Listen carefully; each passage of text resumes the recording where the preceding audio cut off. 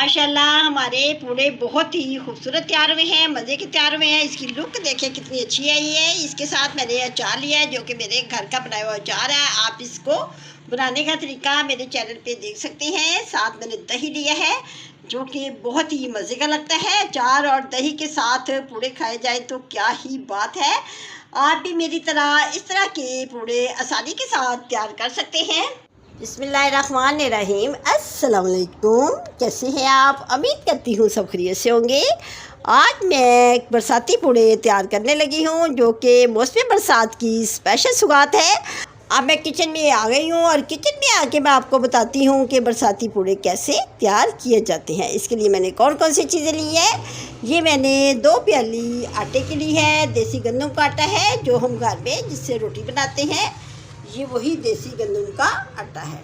मैदा नहीं लेना, मैदे से अच्छे नहीं बनते। ये गंदम के आटे से बहुत ही ज़्यादा अच्छे बनते हैं। और इसके लिए मैंने ये शक्कर लिया है 1 प्याली। आप इसको चीनी के साथ भी बना सकते हैं लेकिन शक्कर के साथ बनाने का डबल मज़ा आएगा। और 1 मैंने चम्मच सौंफ का लिया है। इसको मैंने लाइट सा क्रश कर लिया है। क्रश करके ही इसमें डालनी है सौंफ, जो कि इसका बहुत ही अच्छा फ्लेवर आएगा। और मैंने ये सरसों का ऑयल लिया है। सरसों के ऑयल में बने हुए बरसाती पूड़े बहुत ही ज़ायकेदार बनेंगे। और मैंने ये शक्कर को पानी में अच्छी तरह मिक्स करके तो फिर मैंने इसको छान लिया है।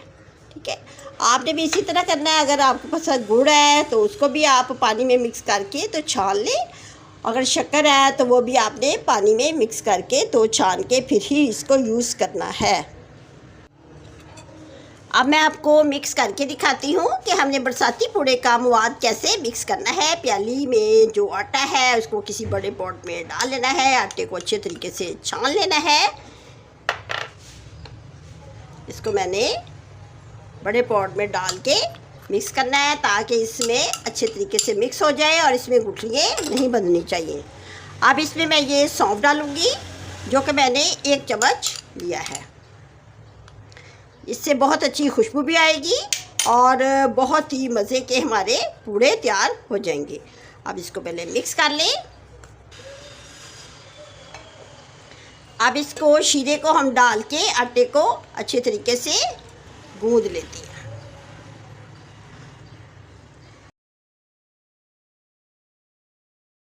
इसके मवाद को ज़्यादा सॉलिड नहीं करना। आप देखिए कि मैं इसको कैसे मिक्स कर रही हूँ। मैं आपको भी दिखाती हूँ कि इसको कितना रखना है।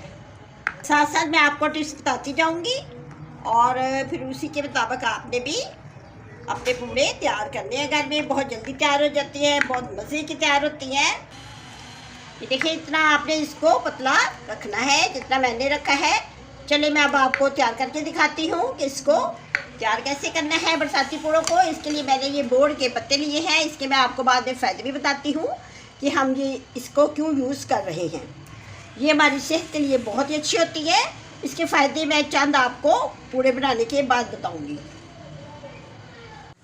अब मैंने तवा चूल्हे पे रख लिया है और आपने आंच को हल्का ही रखना है, तेज़ नहीं रखना।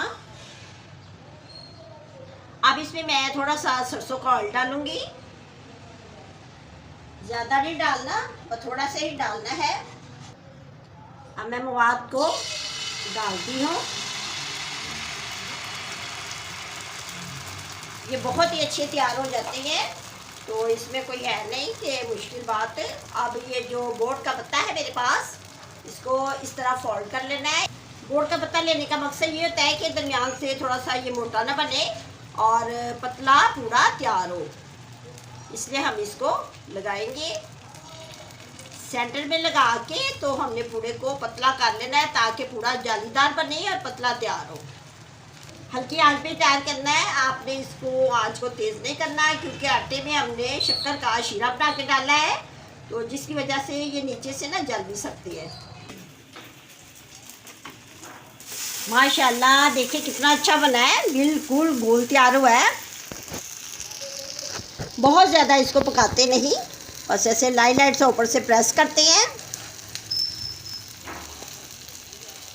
बहुत ज़्यादा बड़े नहीं बनाते, दरमियाना साइज ही इसको रखेंगे तो जल्दी ये फोल्ड हो जाता है।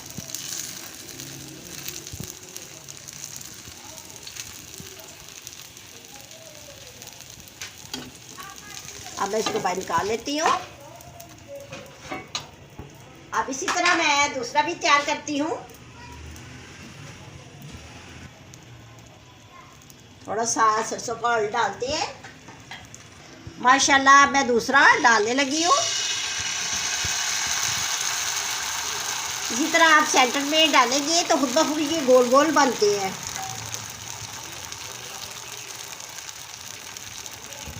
थोड़ा सा पतला करने के लिए सेंटर से हम इसको आटे को किनारों पे ले आएंगे।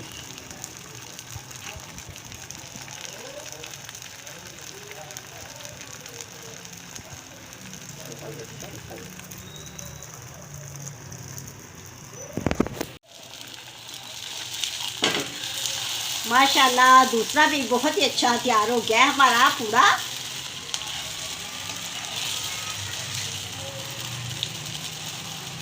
अपने बड़े बुजुर्गों को बना के दें क्योंकि ये बहुत ही सॉफ्ट होते हैं। वो बहुत ही शौक़ से इसको खाएंगे और आपको दुआएं देंगे। हमारी दादियाँ नानियाँ जो है बहुत ही शौक़ से बनाती थी, जबकि आजकल जो नई जनरेशन है वो इसको पसंद नहीं करती और इसकी जगह जो है वो चॉकलेट ने ले लिया है। जबकि ये बहुत ही अच्छे स्नैक्स भी हैं और इसको हम पंजाबी पैनकेक भी कह सकते हैं। अब इसी तरह आहिस्ता आहिस्ता मैं सारे के सारे तैयार कर लेती हूँ।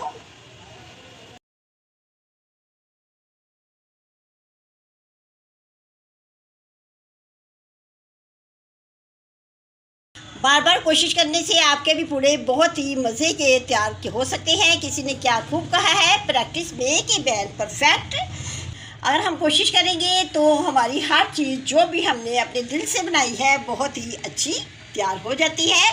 अब मैं आपको ये बोर्ड के जो पत्ती है इसके थोड़े से फ़ायदे बताती हूँ। ये हमने अपने घर के बाहर ही ये दरख्त लगाया हुआ है। ये मैंने पत्ते इसलिए यूज़ किए हैं, इन पत्तों का मैं कावा भी बनाती हूँ जो कि कमर की दर्द के लिए, कान की दर्द और दांत की दर्द के लिए बहुत ही ज़्यादा अच्छा होता है।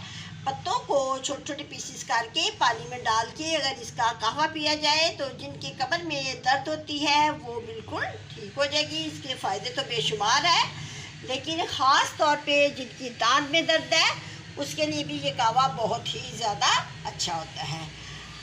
अगर आपको मेरी ये रेसिपी अच्छी लगी है तो आप अपनी फ्रेंड के साथ शेयर करें, अपनी फैमिली वालों के साथ शेयर करें, आपको बहुत ही अच्छी लगेगी।